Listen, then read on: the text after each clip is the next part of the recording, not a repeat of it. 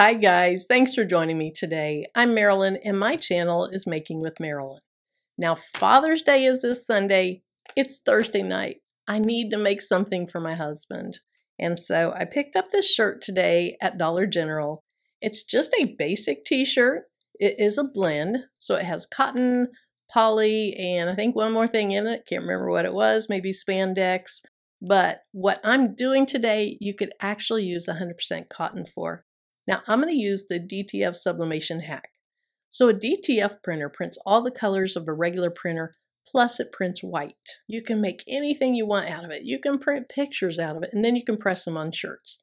But they're kind of expensive. I haven't saved up enough money for that, so I'm going to do the DTF Sublimation Hack on this shirt. So just like any shirt that you're doing, the first thing you have to figure out is, what design am I going to use? I love to use Creative Fabrica because I'm not a designer. I like to take parts of different designs, mash them together, and that's exactly what I did today.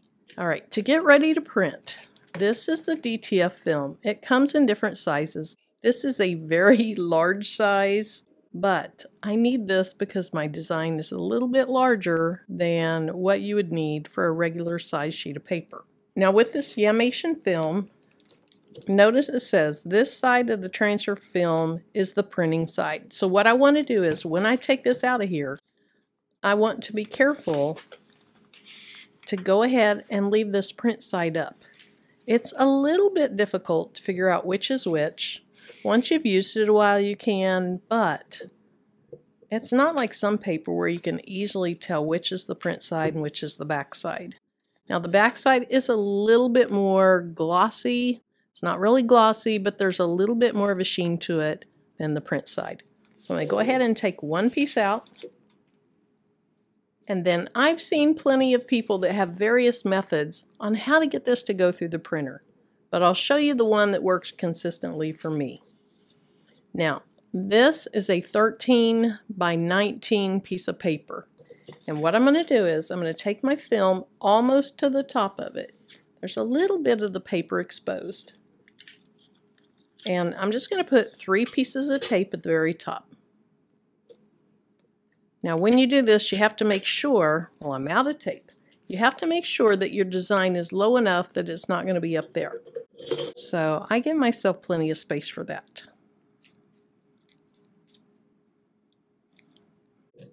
All right, I'm running low on tape, so I'm going to be really conservative with this. I'm going to put one piece over here and one piece over here. Now, when I tried to print just using these 3 pieces, the printer tried to suck the film through faster than the backing. And so at least with my printer, which I'm using an Epson EcoTank 15,000 that I converted to sublimation, which just means I put sublimation ink in it instead of the ink that came with it. But for my printer, I also have to go down a little ways and attach the film to the paper on the sides. All right, now that I pulled this up, I'm just going to move that excess tape to the back, and I'm ready to print. So I realized I really didn't give you the full picture of what this DTF Sublimation Hack is. So this hack is where you print on DTF film with a sublimation printer instead of a DTF printer. In DTF printers, you actually have white ink, and the ink is pretty opaque, so you can do a lot more with it. Now when you're using a sublimation printer, unless you're using all black on your design, it works best on light colored fabrics because sublimation ink is not opaque. Also, when using the sublimation printer, any parts of your design that are white won't print, and you'll see your shirt there instead.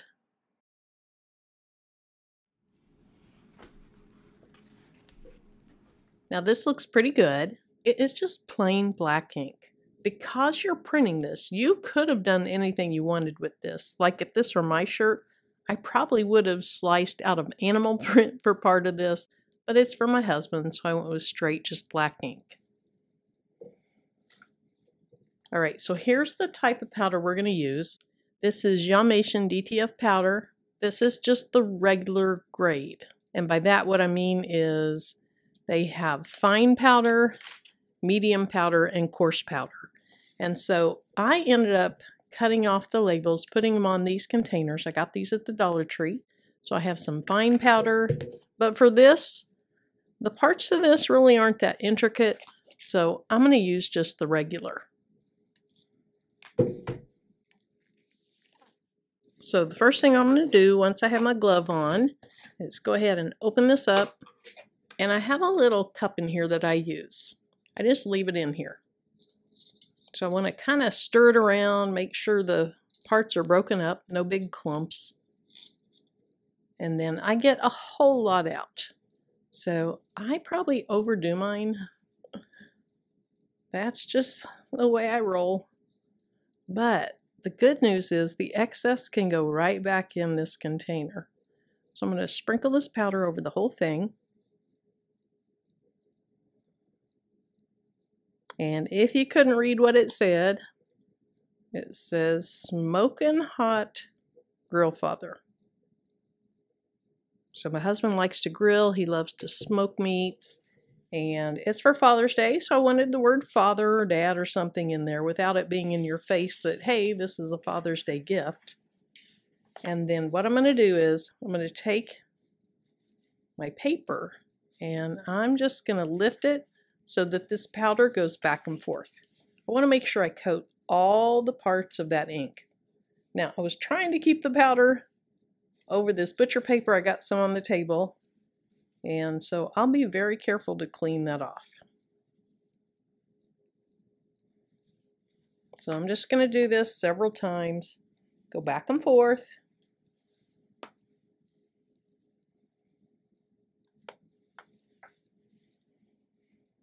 Now with this powder, it kind of looks like sugar, so it's little crystals.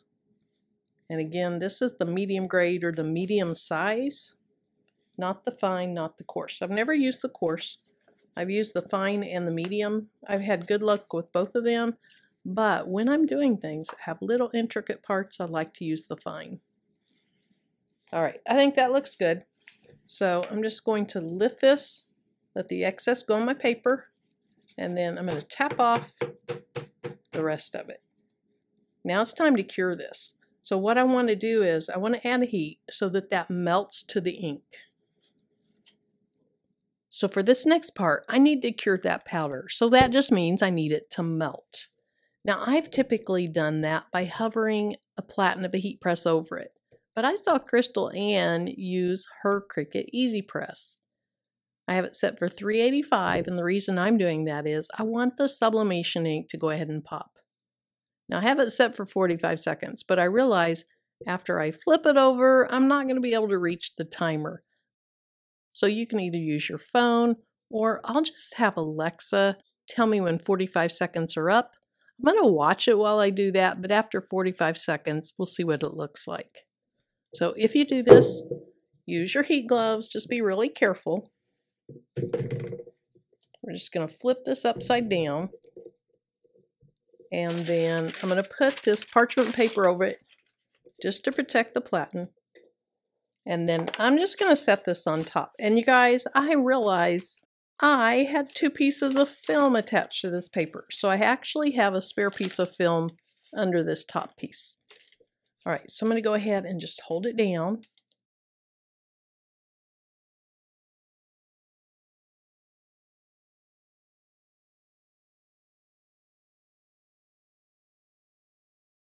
Now it seems like I've seen her kind of hold it down with something. I can't remember, but look at it. You can see where it's starting to melt already. Let's go ahead and move it down some.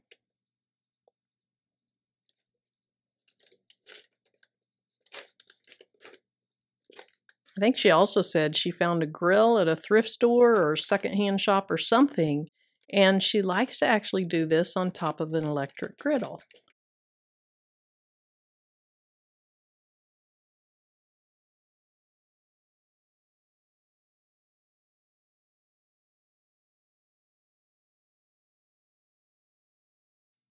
All right, so 45 seconds are up, but I'm going to let it keep going because I can see it still looks like sugar right here. I want that to melt all the way down.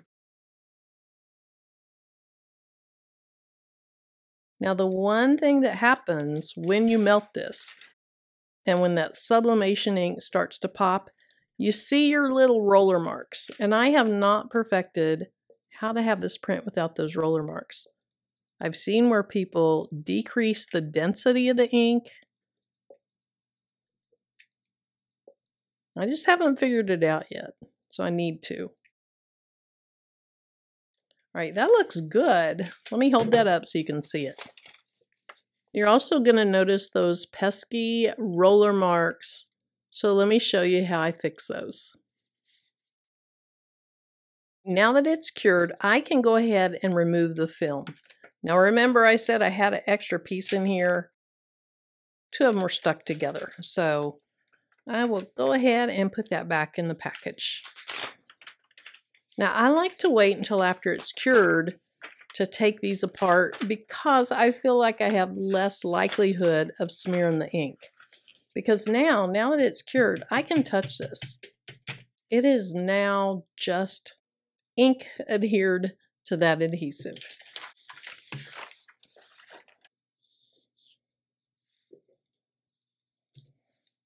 All right, as far as those roller marks go, what I do is I just scrape the powder off. The ink is going to stick to the shirt because of the powder. And so I scrape the powder off. It gets most of the ink off, but you're still going to see a stain of the ink, and that's okay. Because without the powder, it's not going to stick to the shirt.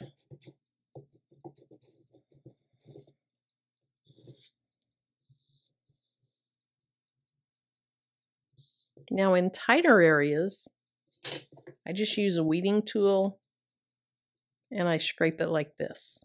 So I'm going to take a couple of minutes and clean it up, and then we're going to press this on the shirt. Now you may be wondering, Marilyn, why are you going to this trouble when you could have just used HTV? And that is true, because this is just a solid black image. That is very true. Maybe I could have cut the vinyl, weeded the vinyl, and ironed it on in less time. I'm not really sure. But the beauty of this is I could have done this in any color I wanted. I could have, like I talked about earlier, I could have found like a pretty patterned paper on Creative Fabrica, so a digital paper, and then I could have, in Cricut Design Space, it would be called Slice. I could have sliced it out of that, and I could have had smoking in animal print or something like that.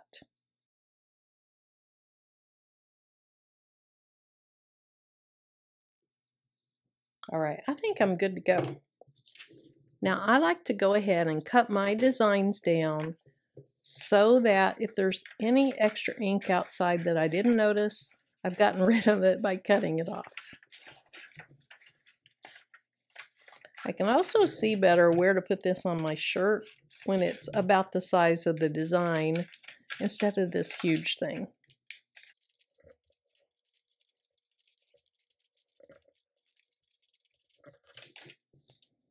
All right, so here it is. It says Smokin' Hot Girl Father.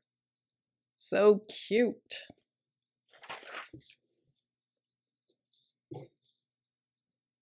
All right, have this one more place right here. I think I'm good. All right, so here's my shirt. It is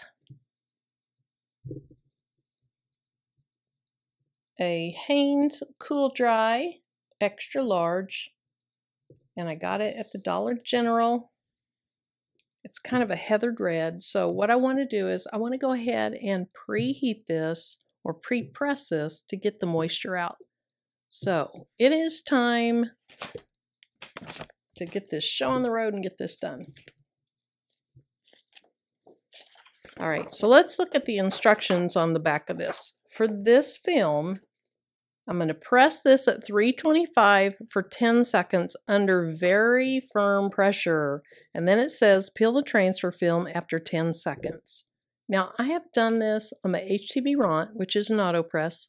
I have done this with the Cricut Easy Press, but I really prefer to do this under a good old-fashioned heat press that you can really clamp down and get good pressure with. I think that your design sticks to the shirt just a little bit better that way. But if you don't have one, don't let that dissuade you from doing this. You can still do this with other things. Now notice it says if the image doesn't come off completely, repress it, then let it cool, and repeel the film. All right, let me pre-press this. Now I went ahead and brought the pad of my heat press over here. I want to show you something. When I do shirts, I like to make sure the collar is off the edge of the pad, because if you have a lot of pressure on this, it can make it look different. Gives it a different sheen. I just don't like to have the collar under the pressure. All right, so here's my design. I'm going to go ahead and use the old trick of putting it together and then pinching at the top so I know where the center is. And then I'm just going to bring it down. My husband's kind of tall. He's 6'1", 6'2", and so I want to bring it down a little ways. Otherwise, it's going to look like it's hugging his neck.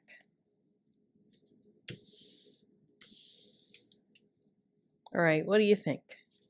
Look pretty good? You can use those t-shirt guides, but for this one, I'm not going to. Now, you do not have to use heat tape. I'm just using heat tape because I'm going to walk this across the room and I don't want it to shift. So all I'm going to do is put 2 pieces on it so it holds it in place.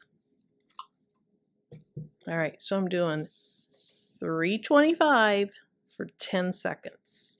Now I want to show you that I put butcher paper on top because I could feel some of the crystals on the top of this. Now remember, the instructions said to wait about 10 seconds. It's been 10 seconds. Oh, look how easily that peels off. That comes right off.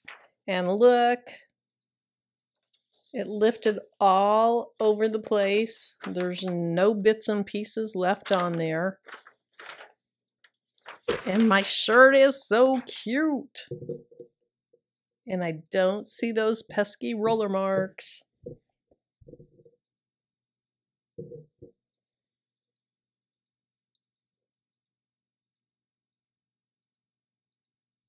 Now, I was saying earlier that this probably wasn't a great example of using this hack for, because I could have easily just done this with HTV. But I love the feel of this. I love it. Now, right now, it's fairly smooth. So what I'm going to do, and this is something you do even if it's real DTF, is I'm going to take a piece of parchment paper, put it on top. You don't want butcher paper. Ask me how I know. The butcher paper will stick to your powder. So you want parchment paper. All right, I'm going to take this over, press it 10 more seconds, and then we'll be done.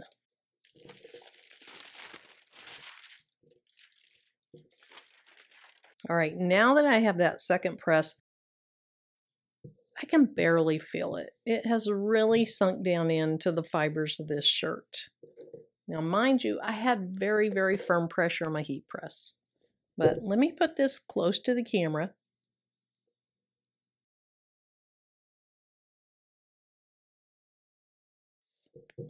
And it has stretchability, washability. I love it. Now, do I want a DTF printer? Yes, I do. But until then, the hack works for me. Now, I need to give this to Tim early enough on Sunday so he can wear it outside while he's grilling. He'll be the smoking hot grill father. Thanks so much for joining me, and until my next video, bye-bye.